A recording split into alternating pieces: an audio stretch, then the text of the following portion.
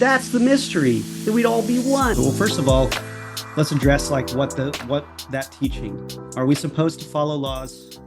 Are we supposed to, when we work for someone, the word they use is master because it was different. You didn't have a W-2 in 30 AD.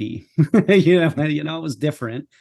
Are we supposed to respect our masters? Are we supposed to behave as best as we can in whatever society we're in? It's like, yes, there are verses for that. There are Romans 13, I don't think is about that.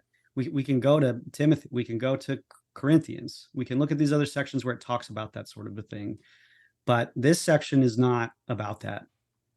This section is about God's structure of authority, and to think this assumption that, well, if a man in this world has power, that it's because God wanted it that way, or that it is ordained by God, or whatever. It's like, I don't think we don't have to have complex philosophical arguments about it. We can go right to the Bible itself and look at all of the men who had authority, like, oh, I don't know, the ones that killed Jesus, right? That murdered Jesus. So was the sacrifice of God's son part of his plan? Yes. But those men, were they working for God? Were they acting for God, or were they evil?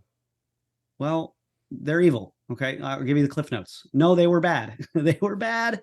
The ones that he was fighting, that were fighting him, that were seeking to kill him for his entire ministry, they were bad, right? But they had power, didn't they? Weren't they the joint governmental and religious leaders in one?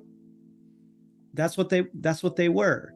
And they were not working for God. They were not doing God's will. They were not believing God. They were trying to kill the Messiah.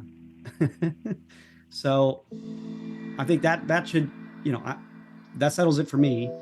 Just because a man in this world has power doesn't mean that power is of God, or that man is doing God's will with that power.